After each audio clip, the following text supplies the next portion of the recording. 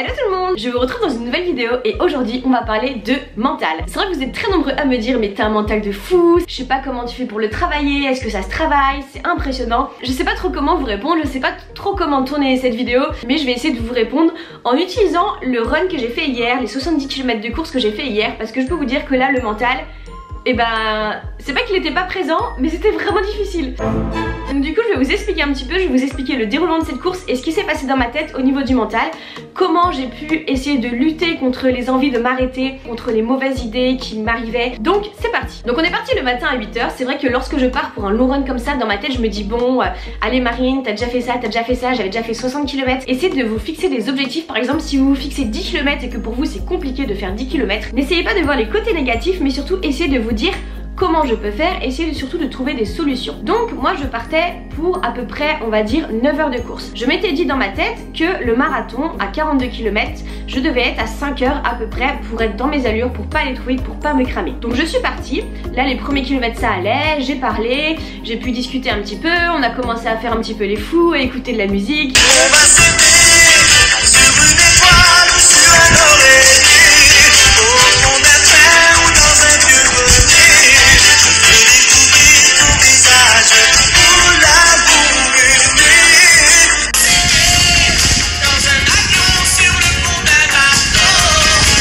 J'avais la chance d'être escortée par deux mecs et une fille, ma copine Footrack. On était sur le bord d'un canal, donc ça m'a permis de pouvoir courir pas sur du bitume mais sur de la terre, ce qui était un petit peu plus cool pour commencer ma sortie, sachant que j'allais courir très longtemps. Donc à ce moment-là, le mental, ça va. À un moment, je me suis fait la réflexion, tiens, on est à 10 km. Ça veut dire qu'il me reste que 60 km. Et en fait dans ma tête je me disais mais que 60, non mais c'est tout ça, c'est énorme. Donc en fait ce qu'il faut faire, enfin moi ce que je vous conseille, c'est que moi je me suis dit Marine, on va y aller étape par étape. Pour l'instant tu fais 10, puis tu feras 10, puis encore 10. Pour l'instant fixe-toi juste ça, ne va pas regarder aussi loin, parce que c'est vrai que sinon c'est très décourageant. Surtout que les premiers 10 km je les ai courus en 1h10, alors que d'habitude je les cours en un peu moins de 50 minutes. Donc là le fait de courir lentement c'est vachement frustrant. Moi ce que je vous conseille sur des courses ou sur des choses comme ça, ne regardez pas le but final s'il vous paraît énorme, essayez quand même d'anticiper les choses, d'anticiper on va dire, là il fallait que j'anticipe sur l'alimentation et sur l'hydratation. C'est vrai que moi j'ai beaucoup de mal à manger lorsque je cours, à boire ça va quand même beaucoup mieux. Et donc là en fait d'habitude je bois pas aussitôt, là j'ai bu au 15e kilomètre je crois, un truc comme ça. Par la suite après je suis arrivée au 20e puis au 30e et là au 30e je me dis il me reste que 40 km. Et là au 30e j'avais les jambes qui tiraient, ça commençait à être dur, j'en avais marre, puis j'avais chaud. Bref, je commençais à trouver plein d'excuses dans ma tête en me disant mais c'est bon, j'en ai marre, il pleuviotait un petit peu, j'avais mal aux jambes.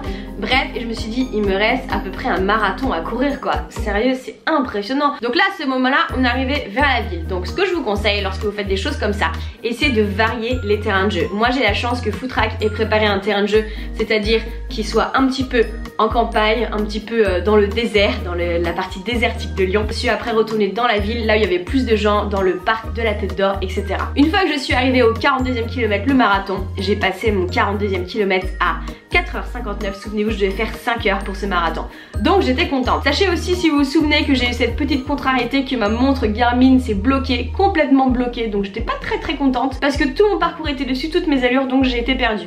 Mais bon, là j'ai su me ressaisir, je me suis dit Marine c'est pas ça qui va t'arrêter, moi vous savez y a rien qui peut m'arrêter, hein. Quand je suis lancée hein. Moi je mets des murs sur les côtés et je fonce. Donc une fois arrivée au 42e kilomètre, là j'ai un pote Lulu qui m'a retrouvée. Donc là on est arrivé au magasin Spod au 45e kilomètre. Moi j'ai essayé de marcher dans le magasin pour pas trop m'arrêter. On s'est arrêté 10 minutes à peu près, 10-15 minutes et pour boire et pour que ceux qui étaient à vélo viennent en course à pied avec moi, car il me restait que 25 km. Et là je me disais je suis morte, mais de chez morte, je n'avance plus. Et dans ma tête je me dis il reste 25 km. Et c'est là que je vais pouvoir vraiment vous parler du mental. Là ce qui se passe dans la tête c'est vraiment impressionnant. Je suis passée par des phases où je me disais que je vais trouver des excuses pour dire aux autres que j'ai envie de m'arrêter et qu'on me dise c'est pas grave Marine, c'est pas de ta faute. Je veux dire que j'ai mal à l'épaule où j'ai été opérée, je peux dire que j'ai l'ischio qui me fait mal, ou je peux simuler un claquage. Je vous promets que pourtant je ne suis pas comme ça, mais j'ai vraiment pensé à ça. J'ai envie d'arrêter, je suis en train de chercher des excuses. Je pourrais très bien vous dire que j'ai mal à l'épaule, du coup j'arrête, ou que j'ai mal aux ischios, je vais me faire un claquage donc c'est plus intelligent d'arrêter. Mais sauf que ça va, j'en ai marre. c'était dur, c'était vraiment dur. C'est vrai que souvent on me dit mais pourquoi Marine tu es coach sportive et tu prends un coach pour te coacher et pour t'entraîner? Et bah tout simplement parce que je pense que toute personne, même le coach qui est sportif, a besoin de quelqu'un qui le pousse, a besoin de quelqu'un qui lui dise fais ça, fais ça, fais ça. Parce que le mental a des limites, même si je pense qu'on a une force mentale et que je pense que j'ai un mental qui est assez fort, même si on peut toujours le développer, aller chercher un peu plus loin, je pense que le coach qui est là pour vous pousser, et bah votre mental il va essayer de le repousser encore un peu plus et je vous promets que c'est vrai, vraiment je vous promets que c'est vrai. J'ai essayé de me concentrer sur ma foulée, j'ai essayé de relâcher au niveau des épaules parce que je commençais vraiment à me contracter. Puis là j'ai commencé à passer le 50e kilomètre, du 50e au 56e kilomètre.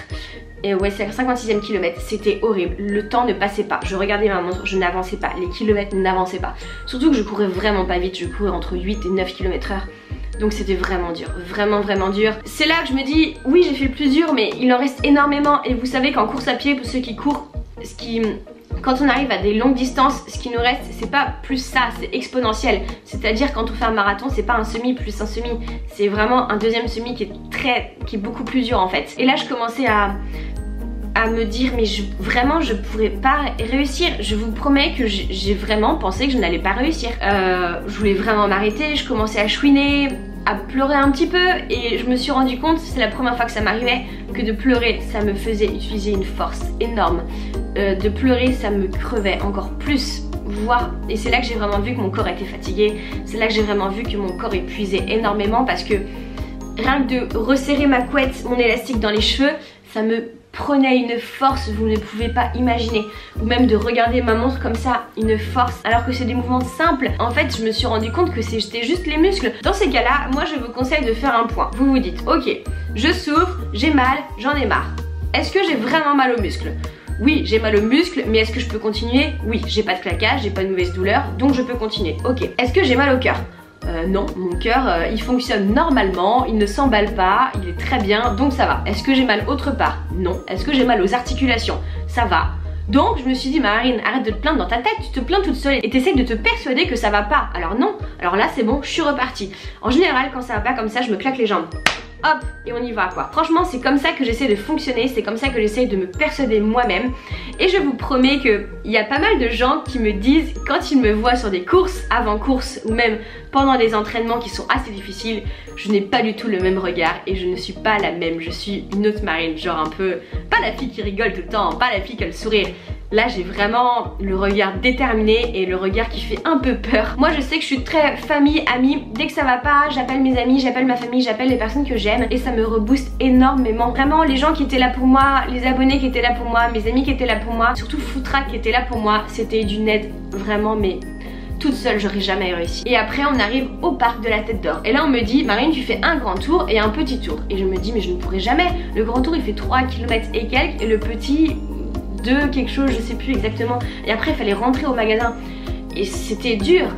On rentre dans le parc et là il y a des abonnés qui nous rejoignent, on avance, il y a des abonnés qui me disent allez Marine et là ça m'a reboosté d'une force. C'était génial. 1 minute j'étais bien, je rigolais, je faisais des blagues et tout ça, je demandais aux gens ce qu'ils faisaient comme métier etc.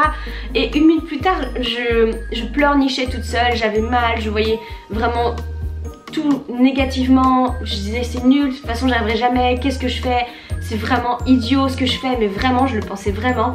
Et puis je repartais avec le sourire et tout ça, je sais pas, vraiment mon humeur elle faisait comme ça. Une fois qu'on a fait le grand tour et le petit tour, on est parti du parc, on a retrouvé les quais et là j'ai vraiment commencé à craquer, j'ai commencé à pleurer et en fait je pense que c'est parce qu'il me restait que 1 km. Les gars il me reste 1 km, 1 km c'est rien du tout et là c'est dur. Je me dis que j'ai bientôt fini dans quelques minutes là. Et là je me disais que j'allais le faire, que j'allais finir et il me restait 1 km, c'était juste génial et là je me suis dit Marine tu peux pas lâcher et là vous trouvez une force mais vous ne savez pas d'où ça vient. Vous ne savez pas d'où ça vient. Là mes jambes elles couraient toutes seules, elles couraient vraiment toutes seules, je réfléchissais plus. On avançait, je regardais ma montre et Footrack me disait il te reste combien? Et là je disais 400 mètres et là il te reste combien? 300 mètres, il te reste combien Marine? 200 mètres. Et là j'ai continué à foncer et là je suis arrivée sur la place, j'ai regardé ma montre et j'ai vu 70 km 01 et là je me suis arrêtée et j'ai fondu en larmes, vraiment.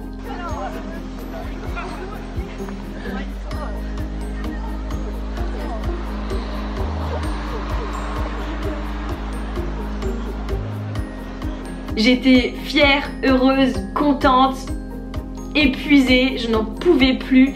Et je vous promets que ma tête, mes émotions et mon mental, ça a vraiment fait ça pendant toute la course.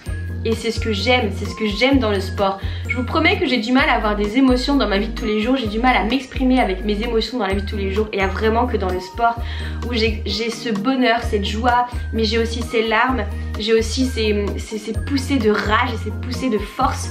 Et c'est tout ça qui me fait vivre et c'est tout ça qui m'anime. Mais faites des choses, par exemple, ça peut être des courses plus petites ou d'autres choses, d'autres challenges, mais ayez des challenges pour vous, pour vous-même. Et vous allez voir que vous vous dépassez, vous vous surpassez et surtout vous apprenez énormément de vous, de vous-même, de vos émotions, sur votre caractère, votre vie et vous vous construisez grâce au sport. Moi je me suis construit ce mental grâce au sport et c'est pas fini, je vous le dis, c'est pas fini. Ce mental je vais continuer à le construire, ce mental je vais continuer à l'améliorer et je vais continuer à le repousser dans des limites je pense que personne ne peut connaître. Voilà, donc je sais pas si j'ai répondu à vos questions sur le mental. J'avais envie d'essayer de vous répondre avec cette course, ce récit de cette course, parce que c'est vrai que ça m'a beaucoup aidé pour vous en parler, parce que c'est vrai que ça m'a, le mental sur un truc comme ça, je veux pas dire qu'il y a que ça qui joue, parce que forcément il y a les jambes et la condition physique, mais ça y joue vraiment énormément. Donc n'hésitez pas à me dire en commentaire si ça vous a plu, n'hésitez pas à me dire si vous voulez plus de vidéos comme ça où je vous explique des choses. C'est vrai que le face cam j'en ai fait un petit peu moins, mais je trouve ça vraiment chouette. Sur ce, je vous fais de très gros bisous et je vous dis à très vite dans une prochaine vidéo. Ciao ciao. Vivo per lei perché mi fa vibrare forte l'anima. Vivo per lei e non è un peso. Vivo per lei.